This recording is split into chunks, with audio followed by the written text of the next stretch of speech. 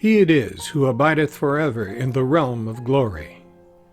The cause of God hath come down upon the clouds of utterance, while they that have joined partners with him are afflicted with a sore torment. The hosts of divine revelation, bearing the banners of celestial inspiration, have descended from the heaven of his tablet in the name of God, the Almighty, the most powerful, and the faithful rejoice in his victory and dominion, while the deniers are filled with dismay. O people, do ye flee from the mercy of God after it hath pervaded all that is in the heavens and on the earth? Barter not away that mercy wherewith God hath favored you, nor withhold yourselves therefrom, for they that turn away are indeed in grievous loss. The mercy of God is like unto the verses that are sent down from one same heaven. The true believers quaff therefrom the wine of everlasting life, while the ungodly drink a scalding draught. And whensoever the verses of God are rehearsed unto them, the fire of hatred is kindled in their breasts. Thus do they barter away the bounty that God hath bestowed upon them, and are reckoned among the heedless. Strive, O people, to enter beneath the sheltering shadow of the Word of God. Quaff then from it the choice wine of inner meaning and explanation, for it is the repository of the living waters of the All-Glorious, and hath appeared from the horizon of the will of the All-Merciful with matchless splendor. Say, out of this most great ocean there hath branched the pre-existent sea, blessed the one that hath attained and found repose upon its shores. There hath branched from the Sidratul Muntaha this sacred and glorious being, this branch of holiness. Well is it with him that hath sought his shelter and abideth beneath his shadow. Verily, the limb of the law of God hath sprung forth from this root which God hath firmly implanted in the ground of his will, and whose branch hath been so uplifted as to encompass the whole of creation. Magnified be he, therefore, for this sublime, this blessed, this mighty, this exalted handiwork. Draw nigh unto him, O people, and taste the fruits of wisdom and knowledge that have proceeded from him who is the Almighty, the All-Knowing. Whoso hath failed to taste thereof is deprived of God's bounty, though he partake of all that the earth can produce, could ye but perceive it. A word hath, as a token of our grace, gone forth from the most great tablet, a word which God hath adorned with the ornament of his own self, and made it sovereign over the earth and all that is therein, and a sign of his greatness and power among its people, that all may glorify thereby their Lord, the Almighty, the All-Powerful, the All-Wise, and extol the praise of their Creator and the sanctity of the soul of God that holdeth sway over all created things. This, verily, is none other than a word sent down by him who is the All-Knowing, the Ancient of Days. Render thanks unto God, O people, for his appearance, for verily he is the most great favor unto you, the most perfect bounty upon you, and through him every mouldering bone is quickened. Whoso turneth towards him hath turned towards God, and whoso turneth away from him hath turned away from my beauty, hath repudiated my proof, and transgressed against me. He is the trust of God amongst you, his charge within you, his manifestation unto you, and his appearance among his favored servants. Thus was I bidden to deliver unto you the message of God your Creator, and I have fulfilled that whereunto I was bidden. Unto this bear witness God, and his angels, and his messengers, and his sanctified servants. Inhale then the sweet savours of paradise from its roses, and be not of them that are deprived. Hasten to win your share of the grace which God hath bestowed upon you, and suffer not yourselves to be veiled therefrom. We have sent down him in the form of a human temple. Blessed and sanctified be God, who createth whatsoever he willeth through his inviolable, his infallible decree. They who deprive themselves of the shadow of the branch are lost in the wilderness of error, are consumed by the heat of worldly desires, and are of those who will assuredly perish. O people, hasten to enter beneath the shadow of God, that it may shield you from the blazing heat of this day, wherein none shall find shelter or refuge save under the shadow of his name, the ever-forgiving, the most compassionate. Attire yourselves, O people, with the raiment of certitude, that it may protect you from the darts of idle fancy and vain imaginings, and that ye may be numbered with the faithful in these days, days wherein none may attain certitude nor achieve constancy in the cause of God, save by renouncing that which is current amongst men, and by turning towards his hallowed and refulgent beauty. O people, will ye take a false deity for your helper rather than God? Will ye follow the most great idol before your Lord, the Almighty, the most powerful? Forsake their mention, O people, and seize the cup of life in the name of your Lord, the All-Merciful. By the righteousness of God, a single drop from this cup quickeneth all humankind, could ye but know it. Say, none shall be immune in this day from God's decree. None shall find refuge save in him. This verily is the truth, and aught else is but manifest error. God hath made it incumbent upon all to teach his cause to the extent of their ability. Such is the decree that the finger of might and power hath recorded in the tablets of supernal glory. Whoso quickeneth but a single soul in this revelation, it is though he had quickened all humanity. Him will God, on the day of resurrection, raise again to life in the paradise of his oneness, adorned with the raiment of his own self, the sovereign protector, the almighty, the all-bountiful. Such is the nature of the assistance ye can render to your Lord, and naught else is worthy of mention in this day in the presence of God, your Lord, and the Lord of your sires of old. As for thee, O servant, give ear unto that which we have admonished thee in this tablet, and seek at all times the grace of thy Lord. Disseminate this tablet amongst them that have believed in God and in his signs, that they may observe its injunctions, and be numbered with the righteous.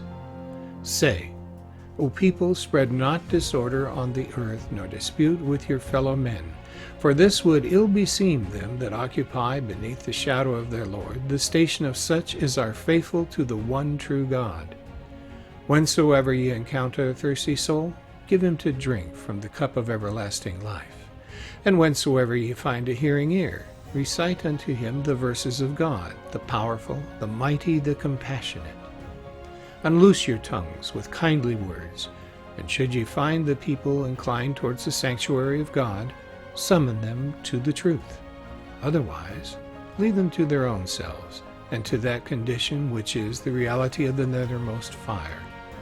Beware lest ye cast the pearls of inner meaning before the blind and the barren in heart, inasmuch as they are deprived of beholding the light, and are unable to distinguish the worthless pebble from the precious and gleaming pearl. Wert thou for 1,000 years to recite unto a stone the verses of wondrous glory, would it ever be affected by them or comprehend their significance?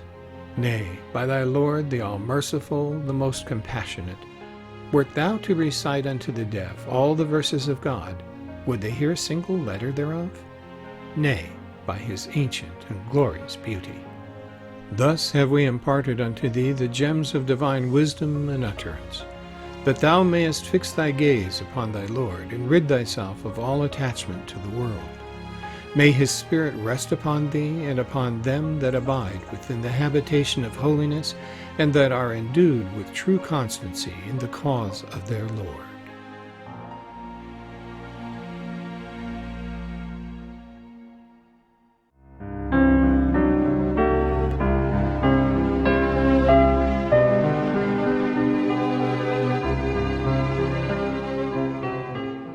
Although the realm of glory hath none of the vanities of the world, yet within the treasury of trust and resignation we have bequeathed to our heirs an excellent and priceless heritage.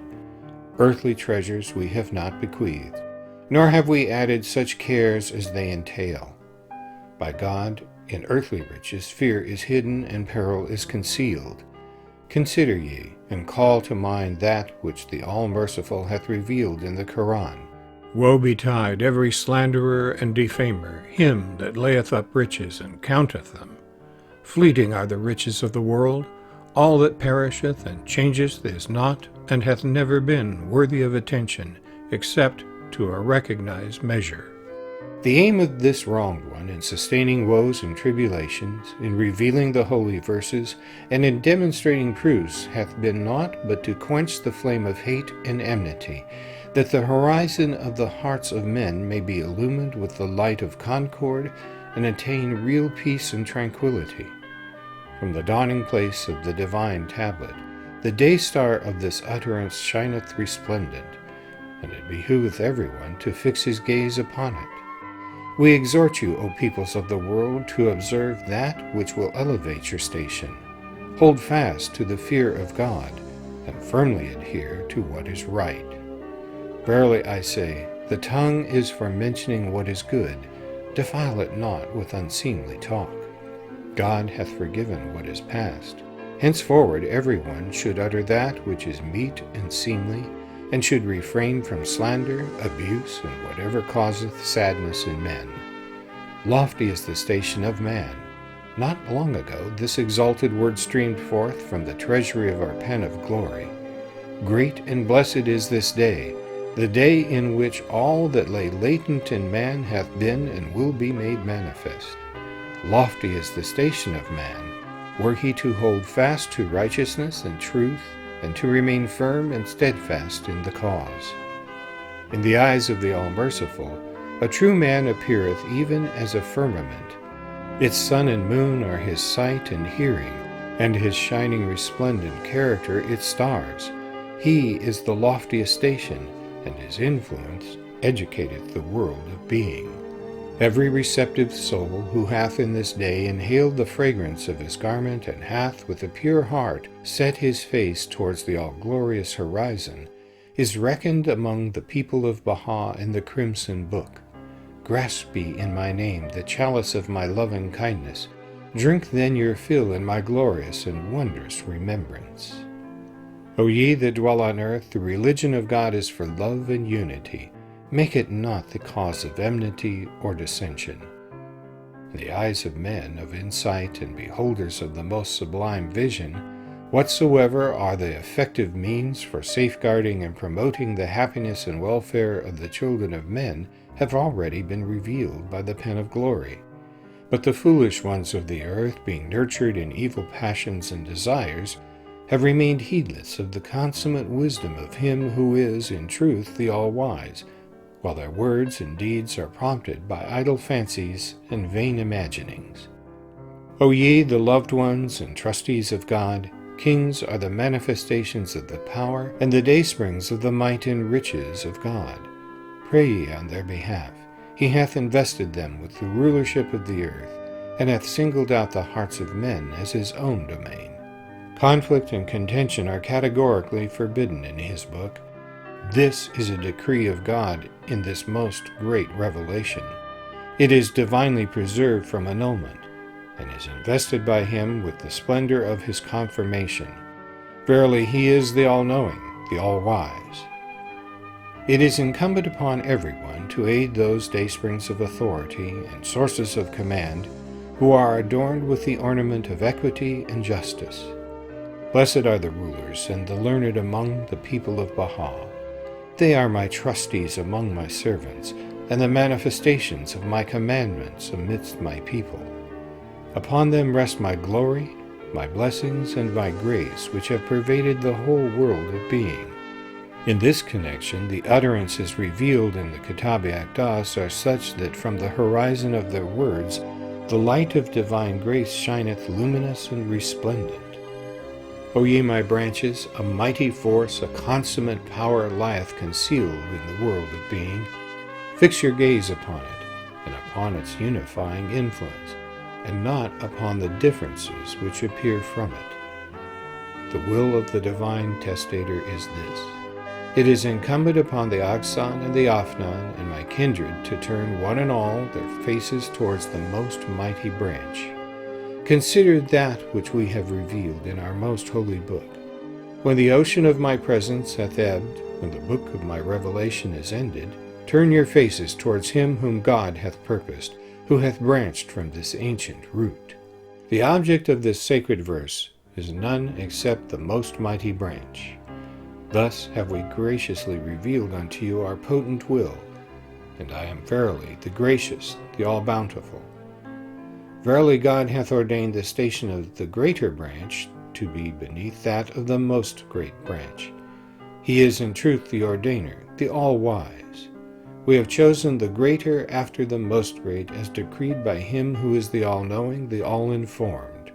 It is enjoined upon everyone to manifest love towards the oxen, but God hath not granted them any right to the property of others. O ye, my oxen, my Afnan, and my kindred, we exhort you to fear God, to perform praiseworthy deeds, and to do that which is meet and seemly, and serveth to exalt your station. Verily I say, fear of God is the greatest commander that can render the cause of God victorious. And the hosts which best befit this commander have ever been and are an upright character and pure and goodly deeds. Say, O servants, let not the means of order be made the cause of confusion and the instrument of union and occasion for discord. We fain would hope that the people of Baha may be guided by the blessed words, Say, all things are of God. This exalted utterance is like unto water for quenching the fire of hate and enmity which smoldereth within the hearts and breasts of men.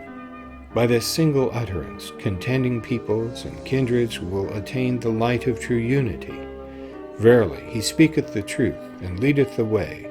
He is the all-powerful, the exalted, the gracious. It is incumbent upon everyone to show courtesy to and have regard for the oxen, that thereby the cause of God may be glorified and his word exalted. This injunction hath time and again been mentioned and recorded in the Holy Writ. Well is it with him who is enabled to achieve that which the Ordainer, the Ancient of Days, hath prescribed for him. Ye are bidden moreover to respect the members of the holy household, the Afnan and the kindred. We further admonish you to serve all nations, and to strive for the betterment of the world. That which is conducive to the regeneration of the world and the salvation of the peoples and kindreds of the earth hath been sent down from the heaven of the utterance of him who is the desire of the world. Give ye a hearing ear to the counsels of the pen of glory. Better is this for you than all that is on the earth. Unto this beareth witness my glorious and wondrous book.